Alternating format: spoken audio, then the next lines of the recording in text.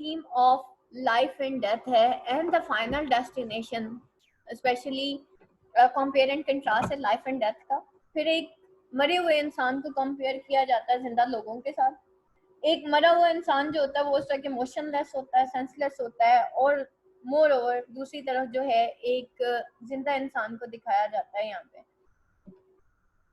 Ambulances के अंदर जैसे मैंने अभी बताया आप लोगों को कि बेटा फाइनल डेस्टिनेशन है, दैट इज द डेथ। और ये सबको ही पता है कि हमारी फाइनल डेस्टिनेशन डेथ है, लेकिन हमें फिर भी जो आम इंसान है वो उस डेड बॉडी को देखने के बाद वो कहता तो है फाइनल डेस्टिनेशन जो है वो डेथ ही है, लेकिन क्या है कि हमें ऐसे लगता है कि हमने नहीं मरना, साथ वाले ने मर जाना है।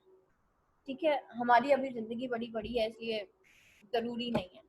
तो बेटा 4-5 कंपल्सरी क्वेश्चंस है जो क़यामत के रोज होने हैं। पहली बात ये कि नमाज, ठीक है, जो इस क्वेश्चन में ये वो कंपल्सरी क्वेश्चन है जो अगर जो बंदा इसमें फेल हो जाएगा ना वो बाकी सारे क्वेश्चंस में फेल हो जाएगा, यानी कि उसको जहन्नुम में फेंक दिया जाएगा विदाउट एनी फर्दर कि जो जो इस क्वेश्चन में फेल हो गया उसको आगे सीधा जहन्नुम।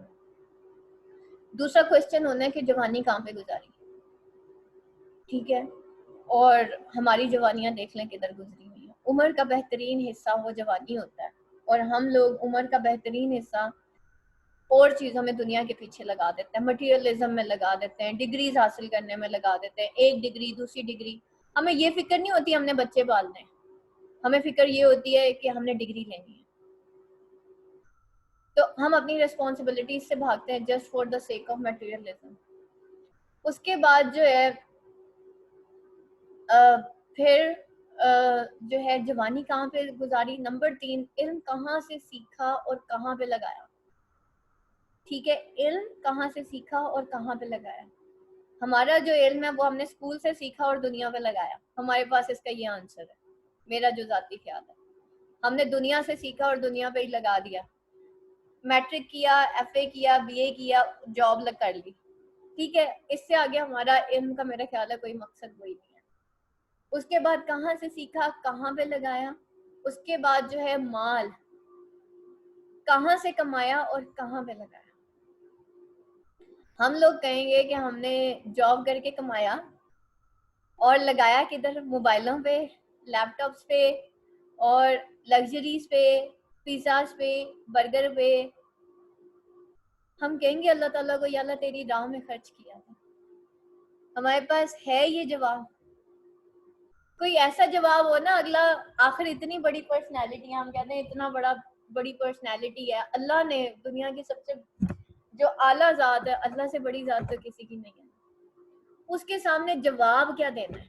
उस दिन तो हम झूठ नहीं बोल सकेंगे, क्या जवाब देना। पिज़्ज़ास खाते थे, बर्गर खाते थे, इन पैसों को हमने यहाँ पे लगा दिया, या अल्लाह तेरी राह में खर्च नहीं किया, या अल्लाह सदका नहीं किया, खैरात नहीं की, ज़कातें नहीं दी। ज़कातें भी रख लेते थे कि अच्छा मोबाइल ले लेंगे, 4 जूते ही और आ जाएंगे।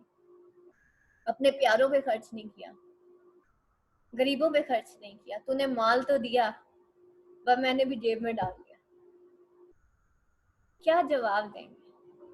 जवाब इकट्ठे कर लें, क्योंकि एग्जामिनर बेटा जब एग्जामिनर के सामने आप खड़े हुए होते हैं ना, अब जैसे अब मैं आपको एम्बुलेंसेस की तैयारी करवा रही हूँ, तो आपने एग्जामिनर के हिसाब से, पैटर्न के हिसाब से जवाब देना, तो नंबर पूरे मिलने हैं। अगर ये मेरा आंसर एग्जामिनर को पसंद ना आया ना तो नंबर 0 हो जाने। उस दिन हम झूठ नहीं बोल सकेंगे। यहाँ पे इंग्लिश लिटरेचर का पेपर जब मैं लिख के आती थी ना, मुझे पता आधी से ज्यादा मैंने गप मारी हुई होती। दुनिया का पेपर है ना, वहां पे आप गप नहीं मार सकते, वहां पे टू द पॉइंट आंसर है।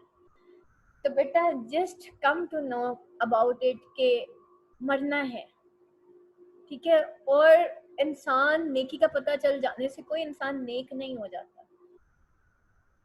नेक इंसान तब होता है जब उसको जवाबदेही का तसव्वुर, मौत का तसव्वुर कि मैंने जवाब देना है। अब आप एग्जाम्स की क्यों तैयारी कर रहे हैं, आप क्यों परेशान हैं कि एमसीक्यूज होने हैं, या आप इसलिए परेशान हैं क्योंकि आपको पता है एग्जाम हो जाना है 2 महीने बाद।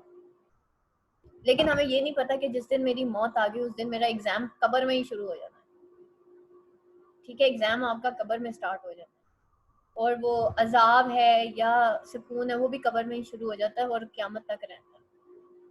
तो उसके बारे में अभी तक हमने नहीं सोचा। ठीक है, तो दैट इज द थिंग बेटा, किसी को नेकी का पता चल जाने से कोई इंसान नेक नहीं होता। 5 वक्त की नमाज का सबको पता है, कितने लोग पढ़ते हैं, इस वजह से नहीं पढ़ते क्योंकि जवाबदेही का तसव्वुर नहीं है, पता नहीं है एग्जाम होना है, यकीन नहीं है एग्जाम होना है, जब होगी तो देखी जाएगी, अल्लाह बड़ा मेहरबान है, माफ कर देगा। ठीक है, तो ये तसव्वुर लेके हम दुनिया में आते हैं, फिर हम लोग इसलिए मटेरियलिस्टिक हो जाते हैं कि बेटा दो चीजें हैं, एक इंसान की रेशनल वर्ल्ड है जो कि इंटेलेक्चुअल्स है, जो कि हमें नजर आता है। इंसान को जो नजर आता है ना वो उसके पीछे भागता है, और जो नजर नहीं आता वो उसके पीछे नहीं भागता, और जो नजर नहीं आता वो उसका फेथ होता है।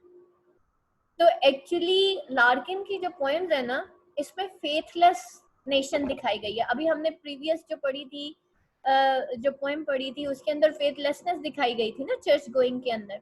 Same is the case with the ambulances.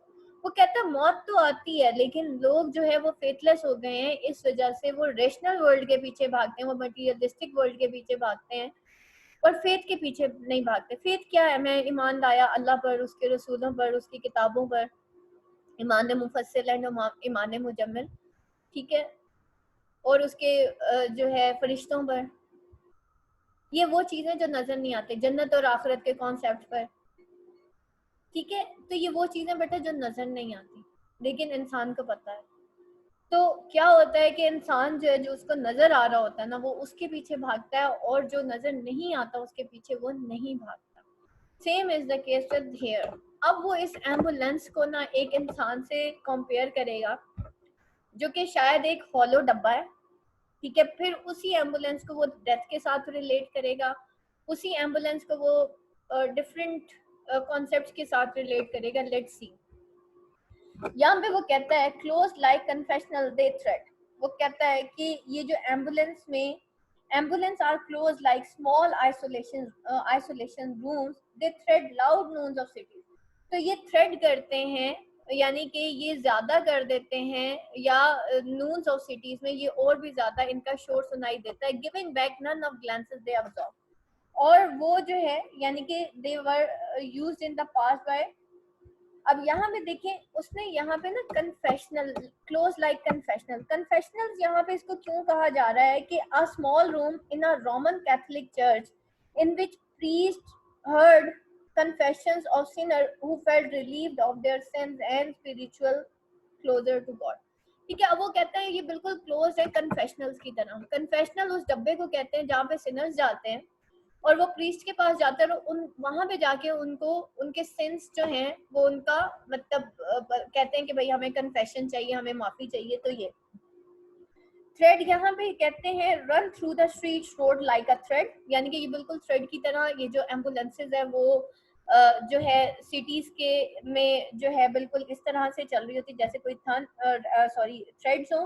Loud Nunes of cities, यानी कि noisy roads of cities at noon और मिड डे, तो none of glances they absorb. और वो कहते हैं कि ये जो एम्बुलेंस है वो नॉइसी स्ट्रीट्स और रोड्स एट मिड डे वो वहां से गुजरती हैं, और none of look of glances they absorb, यानी कि जो people है give a hurried look to the ambulance when they seem them wailing their sirens। ठीक है, जब वो उसको सायरन पे देखते हैं तो लोग भी जो है उनको एक क्विक नजर में देखते हैं। none of glances, none of glances इसलिए कहा जा रहा है क्योंकि अगर एम्बुलेंस बहुत तेजी में है तो वहां पे जो मटेरियलिस्टिक लोग हैं वो भी बहुत तेजी में है। Light glossy grey arms on plate, तो वो कहते हैं ग्लास कहते हैं आप ब्रीफ हरिड लुक को। और उसके बाद none glossy grey, glossy grey यहाँ पे typical silver colour of ambulances of Midland where Philip Larkin used to live. ठीक है, वो जो था उनका ग्लोसी ग्रे कलर था। Arms on plague, arms on plague कहते हैं insignia of ambulance on a fixed metal plate. ठीक है, वो जो इंसिग्निया ऑफ एम्बुलेंस था वो उसके ऊपर लगा हुआ था, एम्बुलेंस के ऊपर। दे कम टू रेस्ट एट कब, और वो जो है रेस्ट कहते हैं स्टॉप को, कर्व कहते हैं अ रेस फुटपाथ, और वो एक रेस फुटपाथ पे आके रुक जाती हैं। All street in time are visited, और वो हर वक्त जो है वो in time with somebody needs an ambulance. और जब इन टाइम कहते हैं किसी भी इंसान को जब एम्बुलेंस की जरूरत पड़ती है तो वो वहां पे पहुंच जाती हैं। Then children strew on steps on road, फिर बच्चे जो हैं वो स्ट्रू ऑन स्टेप्स, यानी कि स्ट्रू कहते हैं scattered on steps on the outer steps of the houses. जब बच्चे इसका शोर सुनते हैं तो बच्चे भी घरों से बाहर आ जाते हैं रोड्स पे। और women coming from the shop pass smells of different dinner. और औरतें भी वो शॉप से बाहर आ जाती हैं जब वो एम्बुलेंस का सायरन सुनती हैं। पास स्मेल्स ऑफ डिफरेंट डिनर, जो कि लीव बिहाइंड कर देती हैं उस डिनर को, स्मेल ऑफ डिनर को, जिसके पीछे वो शॉप में गई होती है। सी अ wild white face that overtops red stretcher blanket momently as it is carried in and stored। अब यहाँ पे वो एक डेड बॉडी के बारे में दिखा रहे हैं, सी अ वाइल्ड फेस, और वो एक वाइल्ड फेस देखते हैं जो कि स्ट्रेंज लुकिंग पेल फेस देखते हैं, जो कि किसके ऊपर होता है, red stretcher blanket, over tops red stretcher blanket, यानी कि ले on a red stretcher. Blankets कहते हैं हाइड, ठीक है, जो कि उसको रेड स्ट्रेचर के ऊपर उसको हाइड किया हुआ होता है। और उसके बाद as it is carried in store, यानी कि स्टोर कहते हैं put away, carried in brought in, और उसको जो है हॉस्पिटल से, मतलब एक ब्लडलेस फेस होता है, to be taken to hospital by an ambulance, उसको लेके आया जाता है।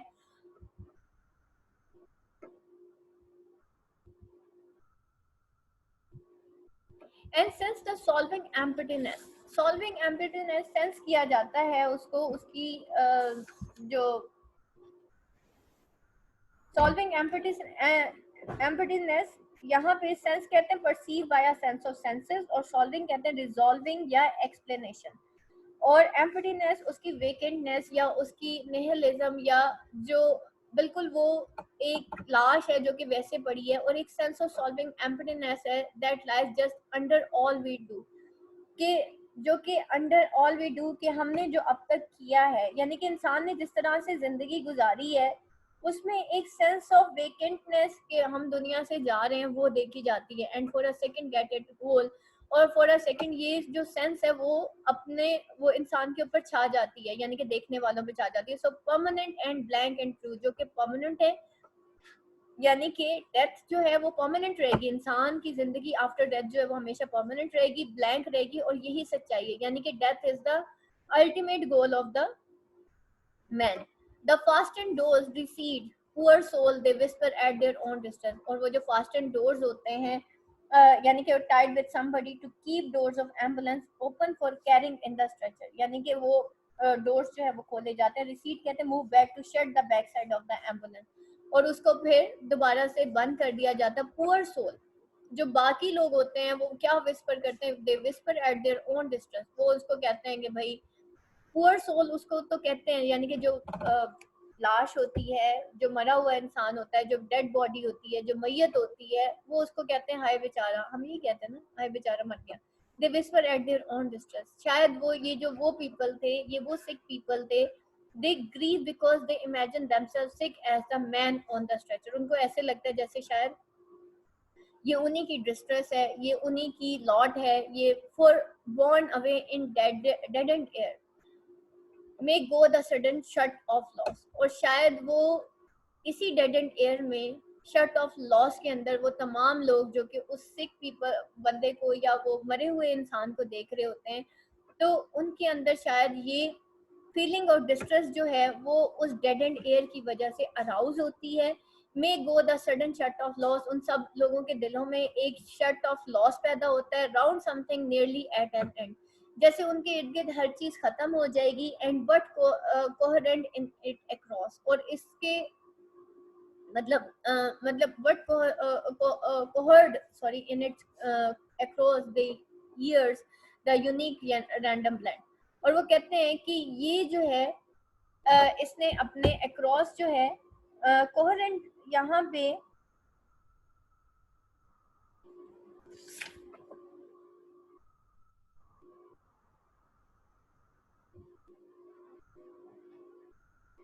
कोहेरेंट कहते हैं फॉर्म्ड अ यूनिफाइड होल को, और टू एन एंड, यानी कि नियर अ कंक्लूडिंग पॉइंट।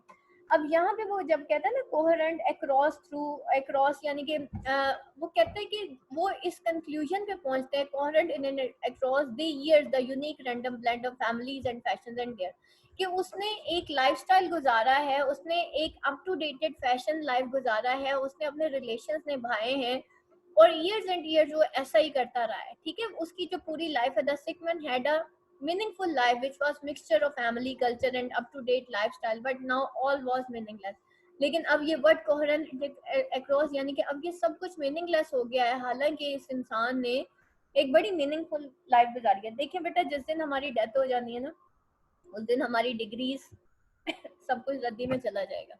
हमने अपनी डिग्रीज लेके दुनिया से नहीं जाना, ठीक है, ना ही हमारे रिलेशन हमारे साथ जाते हैं, ना ही हमारा लाइफस्टाइल यहाँ से जाना है। जाना सिर्फ वही कब्र में है, ठीक है, और इस इंसान ने जाना है, और किसके साथ जाना है, वो जो हमारा कफन है उसके साथ जाना है। ये सारे कपड़े इधर ही रह जाते हैं, ठीक है। तो जाने से पहले बांट के जाइएगा। तो at last begin to loosen, और फिर ये सिक, ये जो सिक मैन है, या सिक तो नहीं कहेंगे बेटा, ये जो डेड मैन है, is now away from all worldly ties, for from the exchanging of love to life. अब वही जो लाइफ स्टाइल, वही जो रिलेशनशिप, अब वो इन सारी चीजों से, क्योंकि ये मर चुका है, इस वजह से वो इन सब चीजों से दूर है, अनरीचेबल इनसाइड अ रूम। अब वो अपने, वो जिस ताबूत में लेटा हुआ है, जिस एम्बुलेंस के अंदर लेटा हुआ है, उस तक अब ये सारी ना तो उसके रिलेशंस जा सकते हैं, ना उसकी फैशन लाइफ जा सकती है, कुछ भी नहीं जा सकता, ना उसका status. The traffic parts to let go by, bring closer what is left to come. और वो जो ट्रैफिक है, वो थोड़ी देर बाद जो है, आम जैसे जैसे the traffic on the street makes room for the approaching ambulance, ठीक है, वो जो ट्रैफिक जो है वो साइड पे होती है, ताकि वो उसको जो है जगह दे सके, to pass as bring closer what is to left to come, as to bring the sick man to an experience which he had to undergo, or way and does to distance all we are, and for which ambulance narrows his distance which we hardly still keep। और इस तरह से does to distance यहाँ पे actually अपने आप को does to distance all we are, और फिर हम सारे जो हैं, in this attempt the people forget what would happen to sick person, ठीक है। When but it left to come, यानी कि जब ट्रैफिक जो है वहां से चली जाती है उस रोड से, and does to distance all we are, और फिर वो जैसे ही हम उस एम्बुलेंस से दूर होते हैं, तो हम बिल्कुल उसी तरीके से जिंदगी गुजार देते हैं जैसे कि हम अपनी जिंदगी गुजार रहे होते हैं। तो हम क्या होते हैं फिर, again what will happen to sick person and once again keep themselves busy in their routine matters, हम दोबारा से अपने रूटीन मैटर्स में आ जाते हैं। यानी कि हम इतने मटीरियलिस्टिक हो गए हैं, ये जो मॉडर्न मैन है वो इतना मटीरियलिस्टिक हो गया है कि उसके एम्बुलेंस के जाने के फौरन बाद ही जो है वो नॉर्मल हो जाता है एक इंसान। अच्छा, इसके बाद बेटा आप अपनी बुक्स जब खोलेंगे, आज इसको आपने अगर एमसीक्यूज आप इसके सॉल्व करेंगे, ठीक है, इन तीनों पोएम्स के आप एमसीक्यूज भी सॉल्व करेंगे, और आप इनकी क्रिटिकल एप्रिसिएशन भी देखेंगे। जब आप एनकेएम की बुक खोलेंगे, तो एनकेएम की बुक के अंदर ना इसकी सारा सब कुछ ही लिखा हुआ है, ठीक है, पोएम कब से है, कहाँ पे लिखी गई, और क्या क्या इसके अंदर है, ये आपने सारा एक दफा इसको पढ़ लेना है। और इसके रेफरेंस टू कॉन्टेक्स्ट भी इसके एंड पे दिए हुए हैं, इसको एक दफा पढ़ लीजिएगा ताकि आप लोगों की रेफरेंस टू कॉन्टेक्स्ट की भी तैयारी हो जाए, ठीक है। ये सारे इसके रेफरेंस टू कॉन्टेक्स्ट है, देख लीजिएगा। अब हमारी एक ही पोएम रह गई है, वो 1916 रह गई है, तो इंशाल्लाह 1916 इज वेरी इंपॉर्टेंट पोएम, वो बेटा इंशाल्लाह हम मंडे को पढ़ लेंगे। यहाँ तक अब अगर किसी का कोई क्वेश्चन है तो मुझे बता दें।